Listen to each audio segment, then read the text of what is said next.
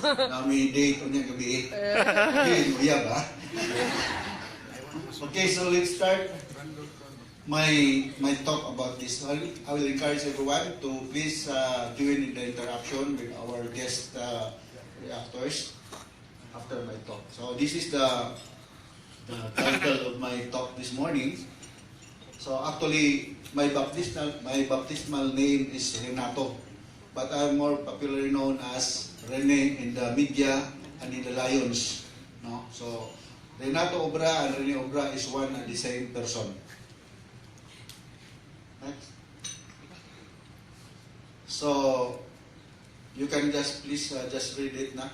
No, kita na ninyo. Okay, next.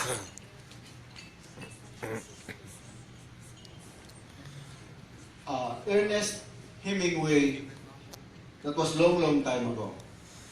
He died 1961. He committed suicide at a gunshot wound to the head. A suicide driven by pain on untreated hemochromatosis. Hemochromatosis is a blood disease problem, which involves multi-organ failure in the long run. Next. So, just read it. Next. So, Sarah Tisdale, a poet niya siya, no? Long time ago before the World War II. She died by a deliberately overdose of sleeping pills. A suicide driven by loneliness. Another very popular personality in the person of Kurt Cobain. No? He died 1994. Again, gunshot wound to the head. A suicide driven by a drug addiction, heroin, and depression. Self-directed. Okay. Self-directed violence. I got this from Center for Disease Control, 2011. Behavior that is self-directed and deliberately results in injury or potential for injury to oneself. Self-directed violence, non-suicidal. There are those people who are really doesn't mean to kill themselves. Common among women, just to attract attention. So behavior that is self-directed and deliberately results in injury or the potential for injury to oneself. No evidence implicate or explicit of suicidal intent. There are those with we call that para-suicidal. They will deliberately cut themselves. Controlled cutting, not very deep, not enough to bleed profusely. Again, common among women to attract attention. Suicidal. Behavior that is self-directed and deliberately results in injury or the potential for injury to oneself. There is an evidence, whether implicit or explicit, of suicidal intent. So this is our concern now, this morning. Suicide attempt.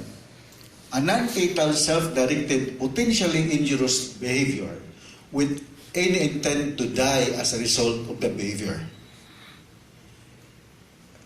Balik. Interrupted self-directed violence. A person takes steps to injure herself but is stopped prior to fatal injury, either by himself or by another person.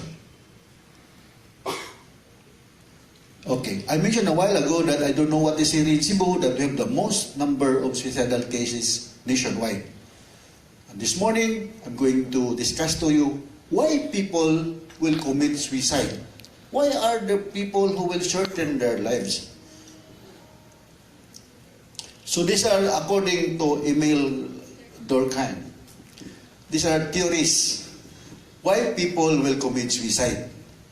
So, I've been discussing this sa DYHP pa ko. Ako ning i-discuss akong Obra ni Doc nga program. So, ako ning i-discuss ang grupo-grupo sa Lions. And this morning, again, I'll discuss it again. First, egoistic theory. Ego, meaning self. This is the reason why people who are single, divorced, or separated, in other words, people who don't have a strong support system, are more prone to commit suicide compared to the opposite. Why? Because obviously they don't have anybody to talk to. That's why I always encourage everyone. No one can claim that he or she doesn't have any problem. So every time we have a serious problem, we'll try to see that we can share this problem to somebody to whom we can trust. Somebody who is a little bit superior than we are in terms of age and educational attainment. Somebody who can keep confidential information. Somebody who is a good listener. Somebody who is non-judgmental. Do not just share this to anybody who will just make fun of you. Nga himuon kang sumsuman sa lag-inom da sa kanto. Ha? Okay? Next is altruistic theory. This is the reason why people who are strongly attached to a group, like cult members, fraternity, these Al-Qaeda suicide bombers, the supporters of the narco-politics, they don't care if they will die as long as it will be for the benefit of the group. During the World War II, we can see in the movie, Japanese kamikaze pilots, they run out of bomb, they will direct their plane to the target, and of course, by the time that their plane will hit the target, it will explode, and they will be the one first to die. That hijacker of the Twin Tower in New York, that was an altruistic suicide on the part of the terrorists. But not on the part of the pilot, the attendants, and the passengers. That was against their will. But for the terrorists, that was planned, deliberate. They know that they will die. Nobody will survive if you will hit the Twin Tower, and then there were two planes actually. So that's an example of altruism. They will wrap their body with bomb, go to a crowded place, marketplace, detonate the bomb. Of course, by the time the bomb will explode, they will be the first to die. But they don't care, as long as their group will be happy with what they did. The third theory is anomic theory. This is the reason why people who attain a certain height in their career as a person, they're already very popular, influential, moneyed, but for some reasons found himself back to square one. No? Some of them will commit suicide. Some will not. Some will just use their money to evade the law. No? Oo. So, ang akong example sa akong mga students is Anumi. No? Anyway, this is no longer confidential because this was published in the newspaper. I don't know that he did it. No? So, General Angelo Reyes, one of the commanding general in the armed forces of the Philippines, he was alleged to be involved in some anomalies in the Department of the Armed Forces. I'm not saying that involved to siya, but he shot himself. Okay? And many others. Here in Cebu, as mentioned by Father Bob, every day, I will show to you statistics in Vicente Soto. Bisum, ingon ana, di ka grabe ang suicide din sa Cebu. And what not listed in here is that the fourth reason why people will commit suicide is, as what I mentioned a while ago, this is a form of psychodrama wherein other people will have to decide whether she will continue to live or not. They will cut, they will drink something which is not really fatal. Like for example, people in the Hinter barangays in Metro Cebu, they have this what we call organophosphate, the malatayon. Why does they have it in their household? Because this is the one they use to spray their flowering plants in Busay. Ilang mga spray nila og sa ilang mangga sa bukid. So every time they will have this suicidal thoughts, mga na ilang buhaton. And we have so many cases in the hospital wherein the one who attempted to commit suicide will get a certain amount of malatayon, and put it, dilute it in the water, which is not really enough to kill themselves. So they will be brought to the hospital, and that's the time that other family members will gather around, and that's the time they will feel that, oh, love pala ko nila. Nila pala gusto nga mamatay ko. No? And in the hospital setting, some of our patients will commit suicide, especially the psychotic ones, because they are responding to command hallucination. Okay? So, but generally, these three are the theories why people commit suicide. So these are figures. World Health Organization statistics, I got this 2012 issue, no? 800,000 fatalities every year. Quite high. Very high. 3,000 every day. Just can imagine 3,000 every day.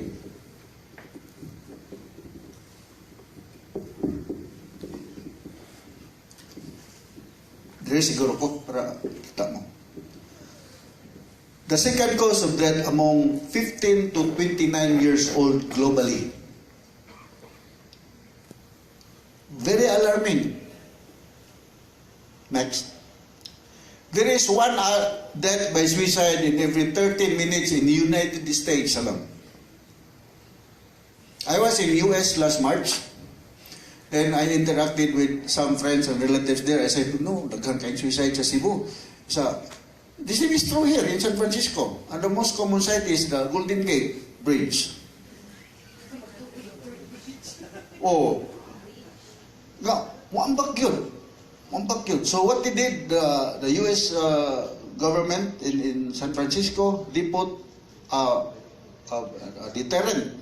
Ilagi patasaan ko ng side sa bridge. Mukat-kat gyapon, muambak gyapon gyud. Gusto gyud magpakamatay.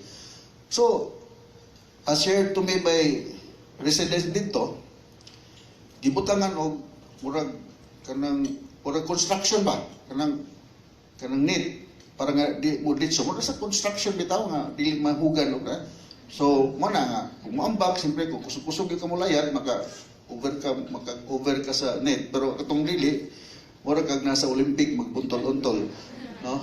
So that's the situation. There is one suicide for every 25 attempts. What I mean suicide there is completed suicide. So in every 25 attempts, one ana mamatay gyud. And there is one suicide for every 4 attempts in elderly. Suicide among males is 4 times common than females. What I'm talking here is the completed suicide, kanang mamatay yun. So, kanang mamatay ng lalaki is 4 times higher than the female. But the opposite is true. Attempted suicide, mas taas ang babae. 4:1. But the completed suicide is 4:1, taas ang lalaki. Can you follow? Okay, next. Men peak after 45 years old. Women peak after 65 years old. After 75 years old, the rate rises in both sexes. But 75 years old pataas, they seldom commit suicide. But when they do so, the success rate is very high. Older persons, because they will use lethal method. Currently, the most rapid rise is among males, 15 to 24 years old. And I think majority of you here belong to this group. Kami ni Father Bob is twice mata Father, times 2 to. So in the Philippines, suicide is relatively lower. Mas taas ang Japan, Sweden, uban mga countries. Kita sa Pilipinas, lower. And peak ages 15 to 24 years old. And the same as the World Health Organization statistics, if you are 75 years old and you committed suicide, more often than not, you will succeed because of the method. No? Next. As what I've mentioned, we organized suicide hotline here in Cebu years back. And I was one of the the pioneering member with Secretary Ubial, manang kailagi siya nako. So, due to regionalistic reason, language barrier, because we received callers from Metro Manila, and it's true that we Cebuanos, although we can understand Tagalog, but we are not that fluent to talk in Tagalog. Okay, I instructed them, if you have a Tagalog caller, you just interact with them in English. O, pwede naman sa Tagalog. Pero, that's why, nag-meeting me sa Department of Health Region 7, and we decided to change the name to Tawag Paglaom. Meaning, it's really a Visayan group, no, in Central Visaya. But we are catering to as far as the whole of Mindanao area and Southern Tagalog. Even Region 6, the Iloilo people. So this is a statistics I'm going to present to you from August 2016 up to last July of this year. Next. So you can see the highest month is in the month of November. Yeah.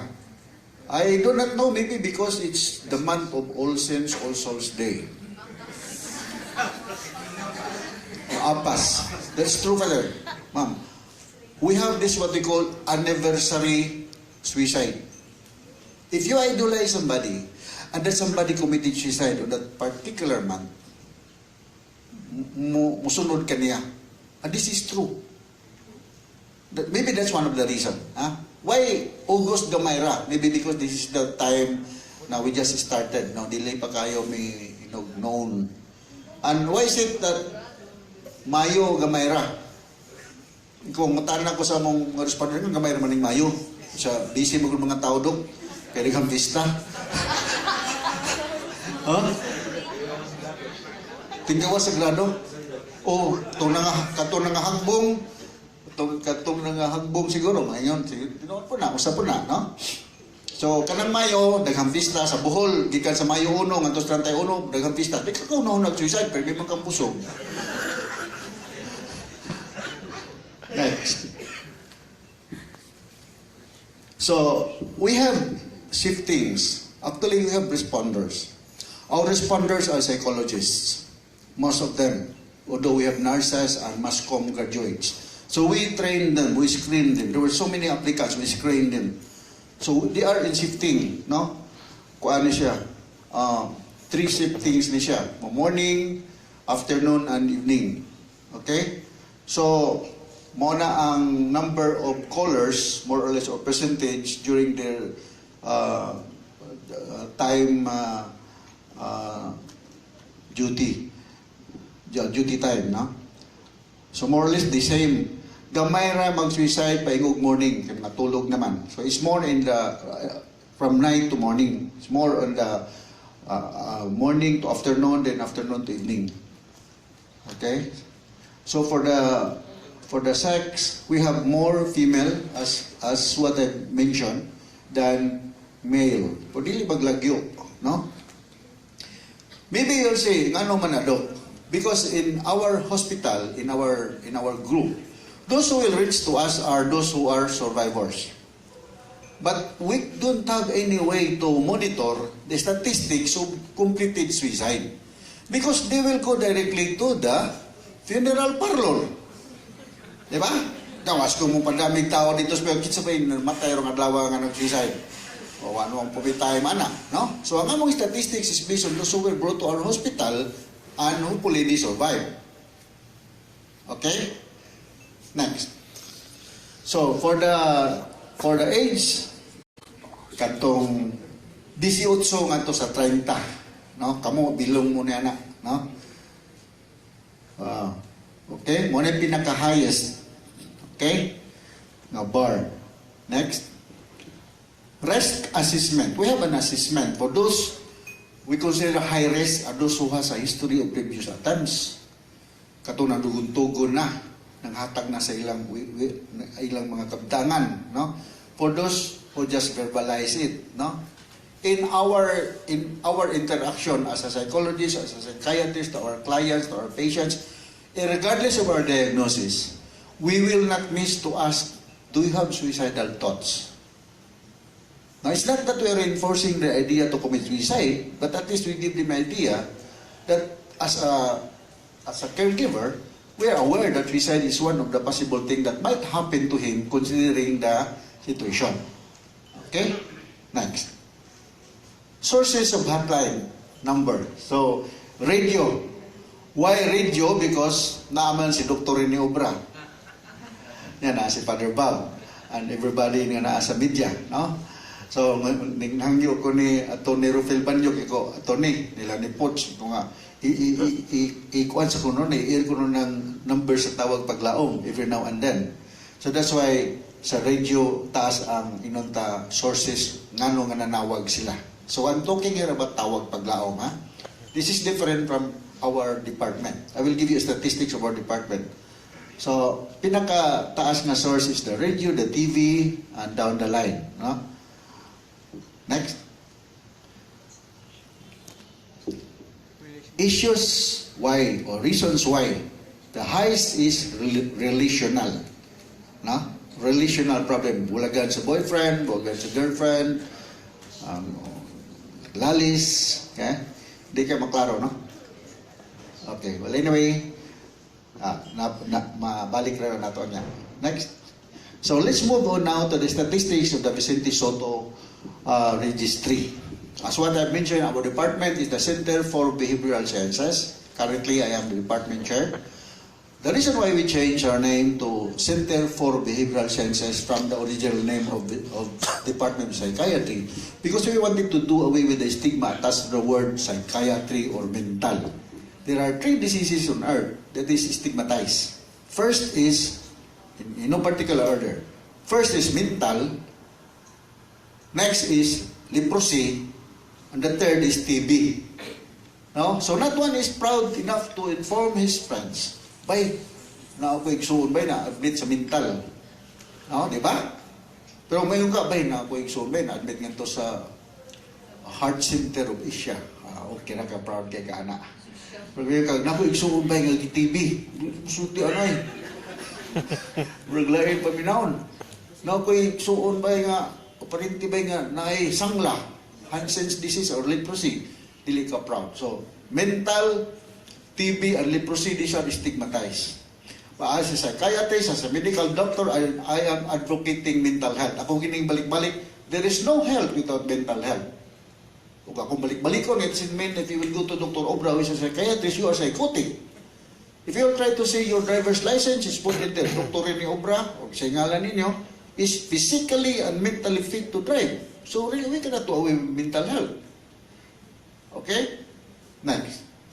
So these are 6 distributions, no? Daghan ang males kaysa females, no?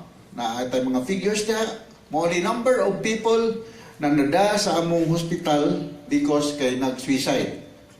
Just can imagine how many? Kung sa usa ka word na gibutang, daghanan na kayo. Next. So age distribution, more or less the same. 21 to 30 years old ang pinakataas. This one.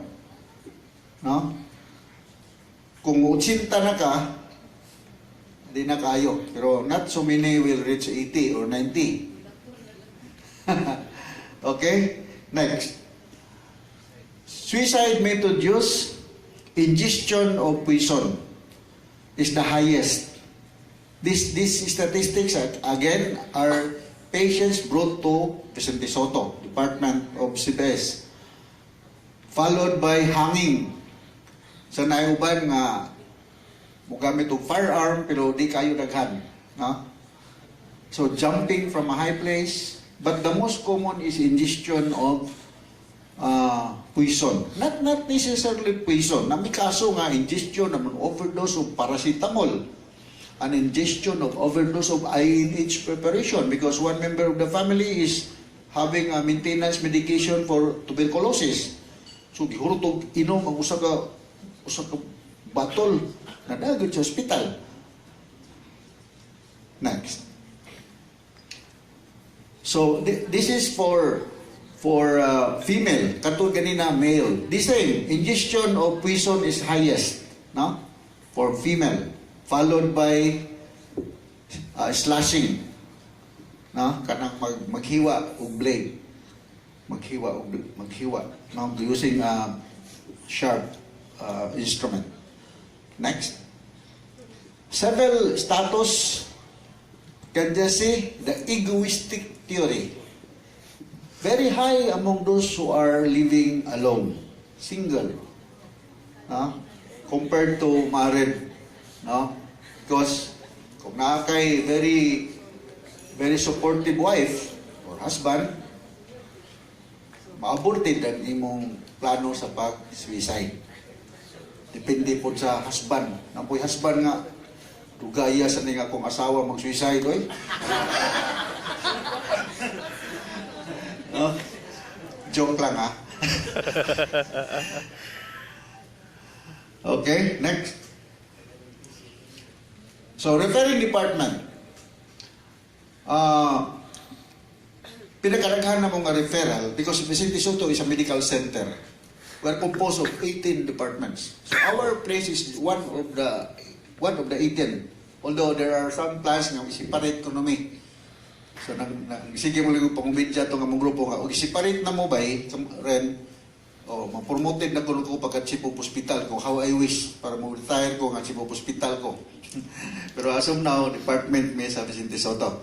So the highest referral comes from the general surgery.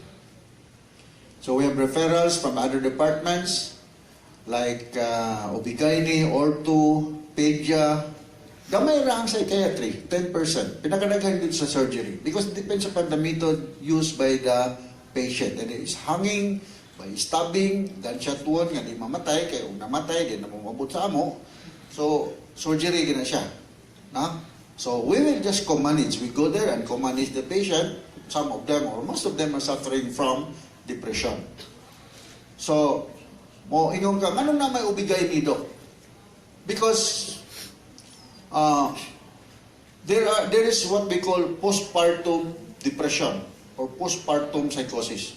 Why is it that some postpartum mothers will develop a psychiatric problem? First, the anxiety that is experienced by the mom, especially if the mom is an unwed mother, no? The embarrassment, the shame, plus maybe, especially outside the hospital delivery, the mom suffered a massive blood loss or infection. There is a drastic change in the hormonal level of estrogen and progesterone.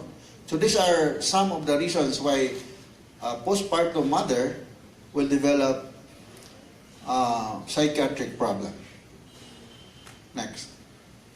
Incidence of suicide by diagnosis, we have the, of course, the bipolar, the major depression, and that's for the medical students, no? Next. So what drives a person to suicide? I mentioned the theories. No? So these are the reasons for committing suicide. This is from our VSMMC registry. Number one is yes, Wing, may I ask you to please read it aloud? Okay, klaro kayo mo niya. Sige. Ay, na-request somebody to.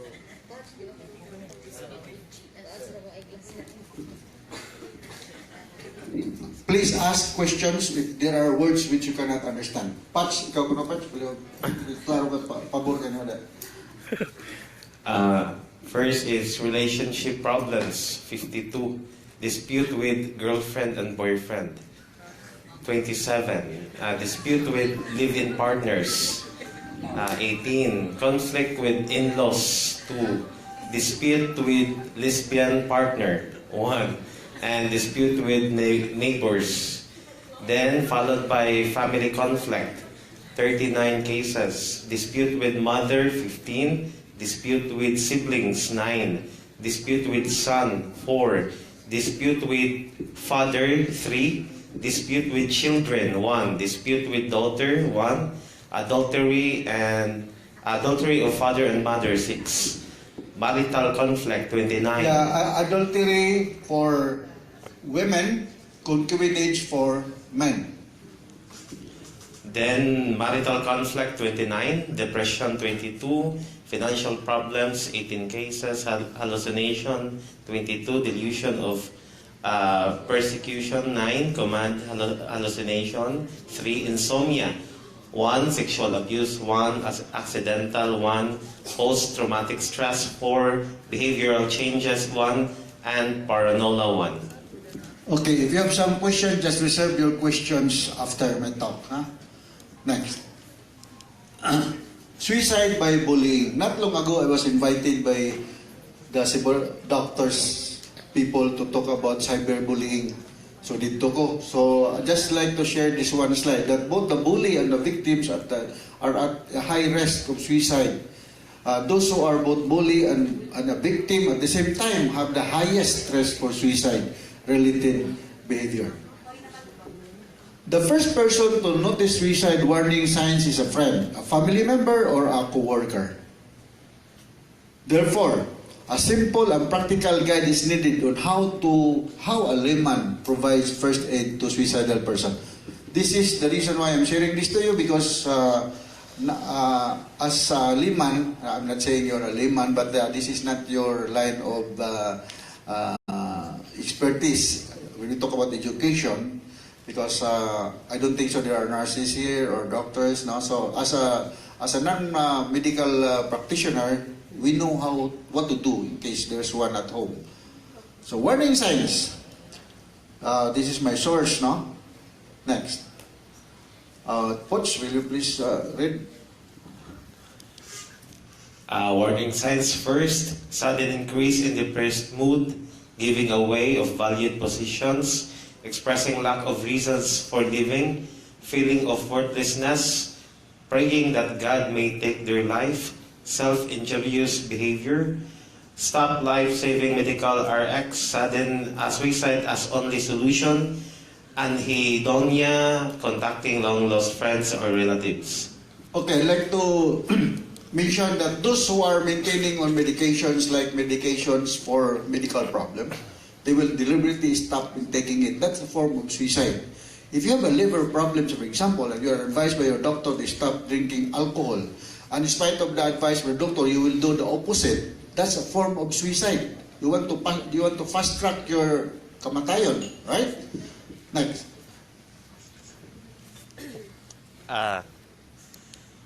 Threatening to hurt or kill themselves, looking for a way to kill themselves, talking, writing about death or suicide, describing themselves as burden to others, acting recklessly, expression of hopelessness, feeling trapped, withdrawal from friends or from SO. Next. Yes.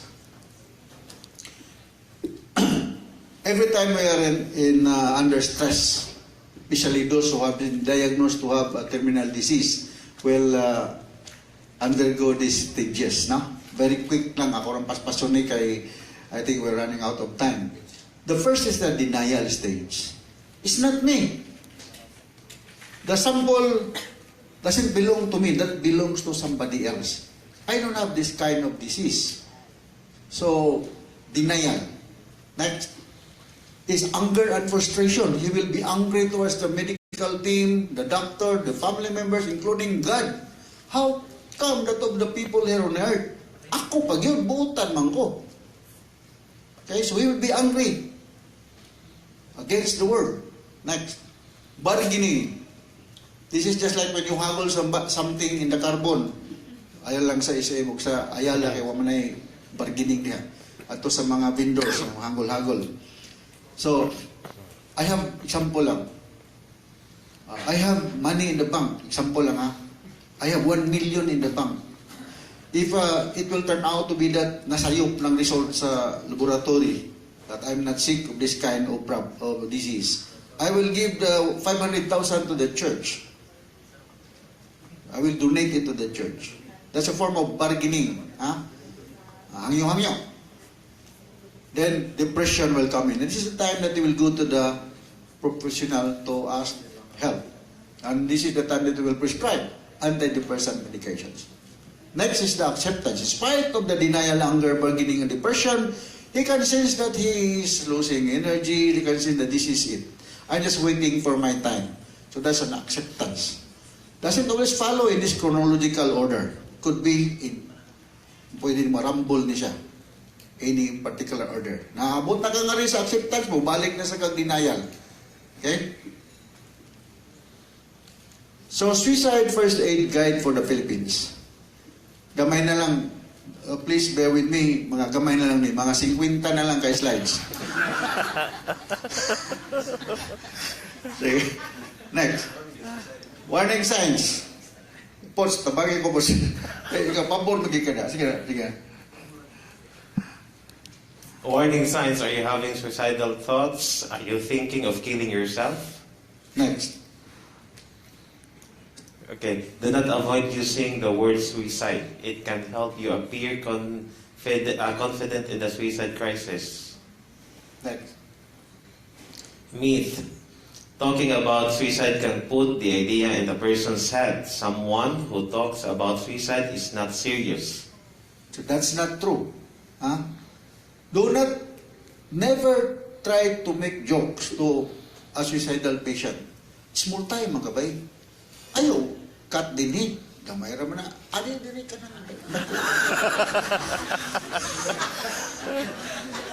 Never make jokes like that. Because, you know what? By the time that the person will be depressed again, could be highly possible that he can remember your joke.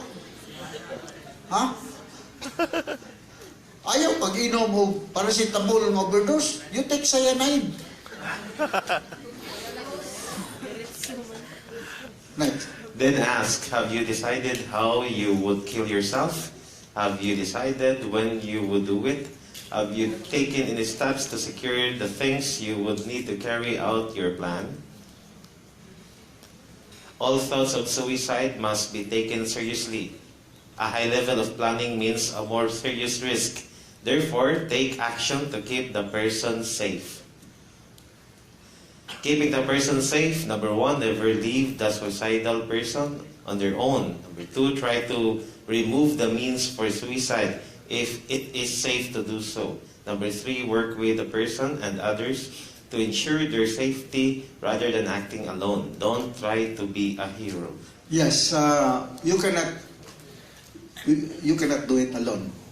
No man is an island. Even though how much you try your best to guard or to watch those potential suicidal person, it's impossible for you to do it alone. So you need to ask help from the other members of the group, from the family. So if the person will go to the comfort room, be sure that you have a contact with him every now and then. For highly suicidal person. Kumusta naman ka diya? At least mutingog siya, buhay pa siya. Kung siguro kung wala na mutingog, ikado na, no? And then, take note about the time and place. Kung mag-suicide siya, lunch break, na na members of the family, dili na siya yung decided. Kung mag-suicide siya at 2 o'clock in the morning, kayong ka-determined din siya. Ha? Sige. So, step number 4, time to get professional help.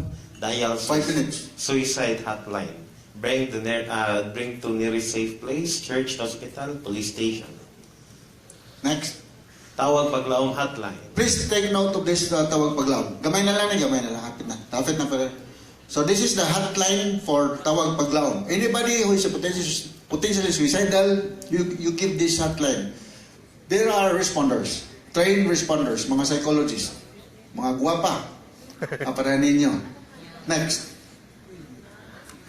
Talk with the would-be suicide. Next. Remain calm, confident, in control. Encourage the person to do most of the talking. Listen without judgment. Do not argue with the person. Next. Talk with the would-be suicide. First, help the person understand that they have control over their suicidal thoughts Discuss specific problems as if they are receiving help for mental and emotional problems. Yes. Do not use the term mental illness. Stigmatize. Lex? Talk the Yes, sige. same. Talk with the would-be suicide. Anything that will help, will keep your mind from negative thoughts. Anything important in your life that can decrease immediate risk of suicide.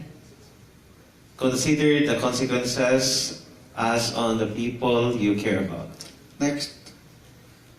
Not making the person guilty or ashamed. The importance of the person in the lives of those he cares about. The good thing in the person's life. Reasons to live. Hope for the future. Next. Develop no suicide contract. An agreement not to act on thoughts of suicide. Simple to understand, length of time, easy for the person to cope with. Include safety contacts, agreement not to use alcohol or other drugs. Passing the time during crisis. Suggest things to distract the person from suicidal thoughts. Activity should be easy to give person a sense of control and achievement. Spend time with significant others. After the crisis, maintain contact. Take steps to get the person professional help. Finally, remember that some people will die by suicide despite your Part best of our effort, some people will die, but at least failure is a proof that you tried. Now go try again. Most successful people on earth experience failure. Nobody here as is smooth sailing kita nga paingon ta sa taas na kita'y mga problema along the way. No? So ayaw ka depressed dayon o di ma-realize ang iyong gusto aning kinabuha outright. Next. So you help. Suicide first. You ask help, professional help. Next. So these are the other numbers, very important. Okay, we have the SMART and we have the GLOW. We have responders. And kini siya mag-suicide siya na, rugay pa. Yeah. Van Gogh is a schizophrenic patient. I happen to see the museum in Amsterdam with the other doctors. Perting mahala ang iyang mga paintings. Yung sila ko, umutukar ko nila sa Van Gogh kuno kay psychiatric patient man eh. Basta mutukar ang iyang kuan sa utok. Imnon ko niyang pintal. Imnon ko na niya. Mo siguro namatyan na niya. Pero perting mahala ang iyang paintings. Dili ko ka-afford, dili may ka-afford. So what I did was to take pictures na lang. Kaya di mo ko ka-afford palit. So we were in Amsterdam. Manghambog sa ko rin, nakadto ko. So ako na. So with that, thank you very much for listening.